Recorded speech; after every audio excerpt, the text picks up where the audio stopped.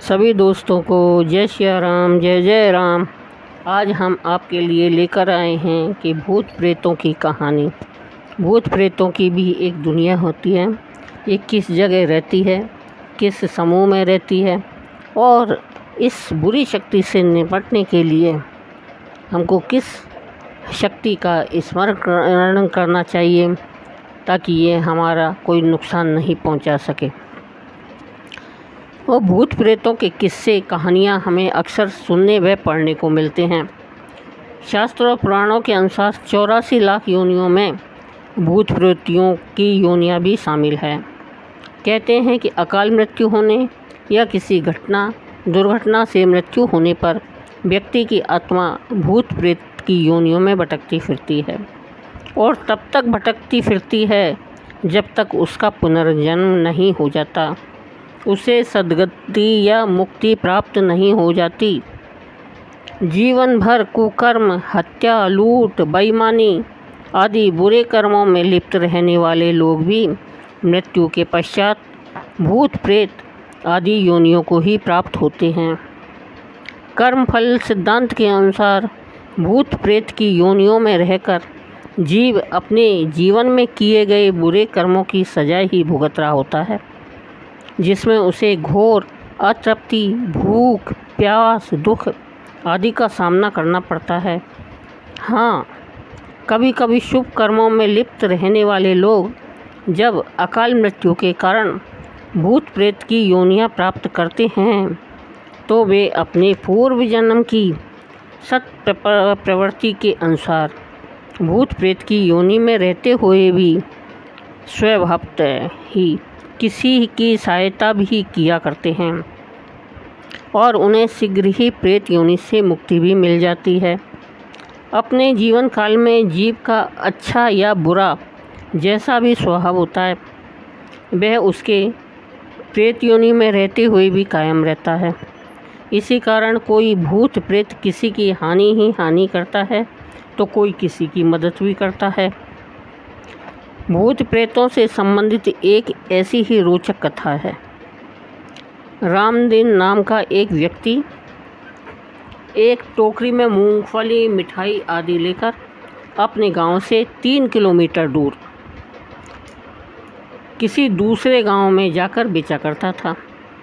वह सुबह 10 बजे निकलता और शाम के 7-8 बजे तक घर वापस आ जाता था। मार्ग में पैदल जाते हुए उसे एक नदी पार करनी पड़ती थी और उस नदी के बाद एक बहुत बड़े बगीचे से होकर वह दूसरे गांव में पहुंचकर अपना सामान बेचा करता था। रामदीन अक्सर उसी बगीचे में कुछ देर विश्राम किया करता था। एक दिन आदतन रामदीन उसी बगीचे में आराम करने को ठहर गया। उस बगीचे में आम, पीपल, बरगद आदि के हजारों वृक्ष थे। आज वह उन्हीं वृक्षों के बीच लेटकर आराम करने लगा। फिर देखते ही देखते उसे गहरी नींद आ गई। वह बगीचा इतना बड़ा और घना था कि लोग उसमें दिन में जाने में भी घबराते थे, पर रामदीन के लिए तो यह रोज का काम था। उसने सुन रखा था कि इस बगीचे में भूत प्रेत रहते हैं, फिर भी वह हमेशा निडर और निर्भय रहता था, क्योंकि उसने सुन रखा था कि जो गायत्री मंत्र का जाप करता है, हनुमान चालीसा का पाठ करता है, उसे भूत प्रेत परेशान नहीं करते। फिर वह तो नित्य गायत्री मंत्र का जाप और हनुमान चालीसा का पाठ करके ही अपने घर से निकलता था। उसके घर के पास ही एक हनुमान जी का मंदिर था। वहाँ अक्सर हनुमान चालीसा, सुंदरकांड आदि का पाठ हुआ करता था, जिसमें वह शामिल हुआ करता था। हनुमान चालीसा उसे कंठस्थ था और उसने गायत्री मंत्र का जाप करना मंदिर के पुजारी से सीख रखा था। जिस दिन उसे घर पर चालीसा पाठ एवं गायत्री मंत्र का जाप करने का मौका नहीं मिलता, उस दिन वह राह चलते हुए ही कंठस्थ हनुमान चालीसा का पाठ करता जाता था और इसमें उसे आनंद की प्राप्ति होती थी। उधर जब रामदीन की नींद खुली तो रात्रि के 8 बज चुके थे। पूनम की रात होने के कारण उस घने बगीचे में भी आज अंधेरे की जगह उजाला व्याप्त था। रात्रि हो जाने के कारण वह घबरा कर वहाँ से सिर पर टोकरी रखकर भागने की तैयारी कर रहा था कि तभी उसने देखा कि उस शांत बगीचे में जोरदार चहलकदमी शुरू हो गई। उसने देखा कि सूक्ष्म शरीरधारी वायु शरीर में कोई मानव आकृतियों की छाया उभर आई और उनमें आपस में संघर्ष छिड़ गया। पहले तो वे अदृश्य थे, पर अब वे एक एक करके दिखाई देने लगे। उन आकृतियों में कई भूतनी थी तो कई भूत थे। किसी के 2 सिर थे तो किसी के एक भी नहीं। किसी की 2 आँखें थी, किसी की एक तो किसी की एक भी नहीं। किसी के 1 पैर था तो किसी के 2 पैर। ऐसा लग रहा था कि भूतों में कोई दबंग भूत अन्य भूतों की पिटाई कर रहा हो। यह देखकर रामदीन के शरीर में कपकपी सी उठ रही थी और उसके सारे रोंगटे मानो खड़े हो चुके थे। वह पसीने से पूरा नहा गया और किसी अनिष्ट की आशंका से कांप उठा। वह टोकरी उठाकर भागना चाहता था, पर वह टोकरी उठा ही नहीं पा रहा था। तब मन ही मन उसने गायत्री मंत्र का पाठ प्रारंभ किया।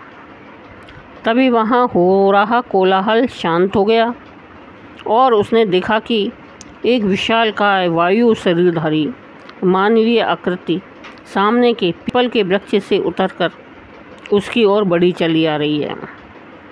उसने डरते हुए भी गायत्री मंत्र का पाठ करना जारी रखा।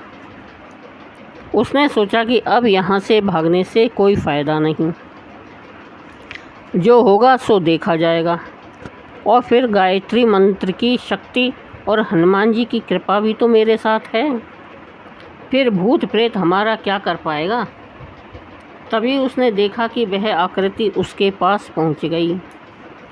रामदीन ने स्वयं को संभालते हुए कहा, तुम कौन हो और क्या चाहते हो? मुझे क्यों परेशान कर रहे हो?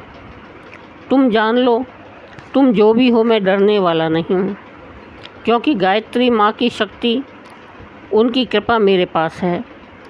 तब उस भूत ने कहा कि तुम डरो मत, मैं तुम्हें डराने भी नहीं आया हूँ। तुम पहले व्यक्ति हो जो इस बगीचे में, वह भी रात्रि में, मेरे सामने इतने निडर होकर बैठे हो। निश्चित ही तुम्हारे साथ किसी देवी शक्ति का साथ है, वरना तुम मेरा सामना नहीं कर सकते थे। मैंने यहाँ कई लोगों को जान गंवाते देखा है, पर तुम कुछ अलग हो। फिर वह भूत बोला, मैं इस बगीचे का राजा हूँ, मेरे रहते तुम्हें डरने की आवश्यकता नहीं है। इस बगीचे में और भी कई भूत हैं जो हमेशा दूसरों को हानि पहुंचाने की फिराक में ही रहते हैं। जब तुम यहाँ सो रहे थे तब उनमें से कई तुम्हें हानि पहुंचाना चाहते थे, पर मैंने उन सब की पिटाई करके अभी अभी उन्हें शांत किया है। अभी थोड़ी देर पूर्व तक जो तुम कोलाहल सुन रहे थे वह उन्हीं दुष्ट भूतों का था जो पहले आपस में एक बड़े पीपल वृक्ष पर रहने को लेकर लड़ रहे थे और फिर तुम्हें देखकर तुम्हारी ओर भागे आ रहे थे। पर मैंने उन सबको तुम्हारे पास आने से पहले ही शांत कर दिया। तब रामदीन ने कहा, वास्तव में आप भूत होते हुए भी बड़े सज्जन जान पड़ते हो। कहिए, मैं आपकी क्या सेवा कर सकता हूँ? तब उस भूत ने कहा, पहले तो तुम्हारी टोकरी में जो मिठाई रखी है वह मुझे खिलाओ। रामदीन ने अपने हाथों से भूत को 2-3 लड्डू दिए। भूत उन्हें खाकर बहुत प्रसन्न हुआ। फिर रामदीन ने अपनी पूरी टोकरी ही उस भूत के हवाले कर दी। पूरी टोकरी खाली करते हुए भूत ने कहा, बहुत अच्छी मिठाइयाँ हैं, आज मेरा मन तृप्त हुआ। अब रामदीन का डर कम होने लगा था। उसने साहस करके पूछा, तुम यहाँ कब से रह रहे हो? इस पर भूत ने कहा, कभी मैं पास के गांव माधोपुर में ही अपने माता पिता के साथ रहता था। मैं बहुत गरीब था। रोजी रोटी के लिए मेरे पास पैसे नहीं थे, इसलिए मैं अपने घर के पास के 5 पीपल के वृक्षों की कटाई कर उन्हें बेचकर उनसे प्राप्त पैसे से अपने घर का गुजारा चलाने लगा। पर उसके बाद मुश्किल से 2 महीने के अंदर ही मेरी पत्नी व बच्चे की अकस्मात मृत्यु हो गई। मैं उस सदमे को नहीं झेल सका और मैंने आत्महत्या कर ली। मृत्यु के बाद से ही मैं भूत की योनि में इसी बगीचे में इसी पीपल के वृक्ष पर रह रहा हूँ। पर आज तुम्हारे जैसे भगवत भक्त को देखकर मुझे बड़ी तसल्ली और संतोष हो रहा है। तुम्हें देखकर मुझे लगता है कि तुम मुझे प्रेत योनि से मुक्त होने में मदद कर सकते हो। पर मैं क्या कर सकता हूँ? रामदीन ने पूछा। भूत बोला, तुम अपने गांव के मंदिर के पुजारी से मिलकर मेरी मुक्ति के संकल्प के साथ गायत्री अनुष्ठान और यज्ञ करा सकते हो। तुम मेरे गांव माधोपुर जाकर 5 पौधों का रोपण करवा सकते हो। मुझे आशा है कि ऐसा करने से मेरी मुक्ति अवश्य ही हो जाएगी। रामदीन बोला, मैं स्वयं को बड़ा सौभाग्यशाली समझूंगा यदि वास्तव में मैं तुम्हारे लिए यह कर पाया। मैं कल ही अपने गांव में पुजारी जी से मिलकर तुम्हारे लिए यह सब कराऊंगा। तुम मुझ पर भरोसा रखो।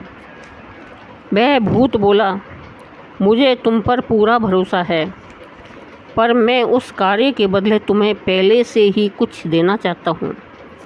तुम मुझे भला क्या दे सकते हो? रामदीन ने कहा। तब उस प्रेत ने उसे कहा, तुम मेरे पीछे पीछे आओ। अब तो रामदीन पूरी तरह निडर होकर उसके पीछे पीछे चल दिया। वह भूत उस बगीचे के उत्तरी छोर पर पहुंचा। वहां एक जगह एक छोटा सा टीला था और वहीं पास में मूंज और एक नीम का पेड़ था। उस नीम के थोड़ा आगे एक छोटा सा पलास का पेड़ था। वहां पहुंचकर वह आगे बढ़ा और उसने विकराल रूप धारण कर लिया और स्वयं पलास के पेड़ के नीचे खोदने लगा। अचानक रामदीन ने उस गड्ढे में एक घड़ा देखा। भूत ने उसे वह घड़ा खोलने को कहा। रामदीन ने जैसे ही घड़े के ढक्कन को उठाया, उसकी आंखें खुली की खुली रह गई, क्योंकि उसमें पुराने सोने चांदी के सिक्के भरे हुए थे। उन्हें पाकर रामदीन बहुत प्रसन्न हुआ। वह भूत को आश्वस्त करते हुए वहाँ से निकला। वह रात्रि के लगभग 10 बजे घर पहुँचा। अगले ही दिन उसने घड़े के कुछ सिक्कों को बेचकर गांव में पुजारी जी के नेतृत्व में गायत्री यज्ञ संपन्न कराया। उसने पुजारी जी को प्रेत के विषय में सारी बातें बताई और पुजारी जी ने उसी के अनुरूप उस प्रेत की मुक्ति के संकल्प के साथ सुंदरकांड का पाठ व गायत्री यज्ञ विधिवत संपन्न कराए। रामदीन ने उन पुजारी जी को भी ढेर सारा धन दक्षिणा स्वरूप प्रदान किया। साथ ही उसने माधोपुर गांव जाकर कई पौधे भी लगवाए। कहते हैं कि उसके बाद उस प्रेत ने रामदीन के स्वप्न में आकर स्वयं के मुक्त होने की बातें बताई। रामदीन भी अब खुशहाल जीवन जीने लगा। सचमुच भूत प्रेतों की दुनिया भी कितनी विचित्र है, कितनी रोचक और रहस्यमय है।